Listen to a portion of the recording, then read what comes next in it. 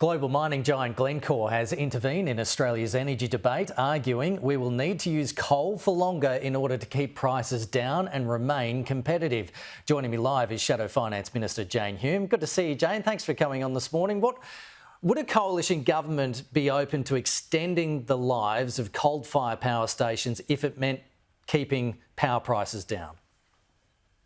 Pete, a Dutton coalition government is 100% committed to net zero by 2050, but most importantly is committed to a sensible and practical transition from coal, away from coal, via gas towards nuclear, to make sure that we can keep costs down for consumers in the long run.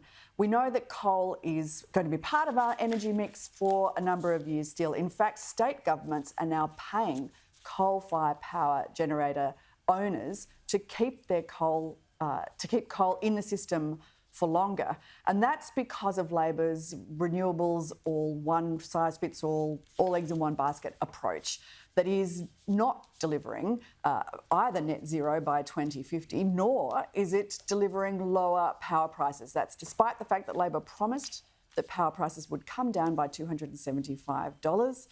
They haven't. They've shot up potentially by, in some places, by more than $1,000 just in the last few years. And that's because of Labor's misguided and ideological approach to the energy transition. A cost of living committee has found Australia's living standards are tanking. You are asking the Albanese government to call the National Cabinet to try to convince states to limit spending. Why do you think the states will listen when doling out cost of living relief wins votes?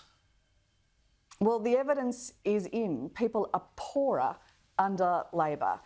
This committee has had 2 years now to collect evidence from right across the country through different industries and businesses, different geographies, different demographics. And it's very clear that Australians' living standards have collapsed under Labor. And the biggest driver of that collapse has been inflation. The biggest driver of inflation has been public sector spending at both state and federal levels. And it's not just the coalition that are saying this. This is the IMF. It's the Reserve Bank. And the only way to deal with a national crisis is with a national response. We have national cabinets to discuss national crises in things like domestic and family violence. We had one just last week to discuss social media bans for young Australians. Well, this is the biggest issue facing Australians right now, and it does need a whole of government, state and federal response. That's why a national cabinet is the right solution. It's public sector spending across both state and federal that have kept pushing inflation higher and higher. We're now up to about 27.5% of GDP is public sector spending. That's well up from the 22.5% of the previous decade before COVID. Just in my home state of Victoria, public sector spending has increased 7.7% in the last 12 months alone. Jane, can I just ask, to show leadership here.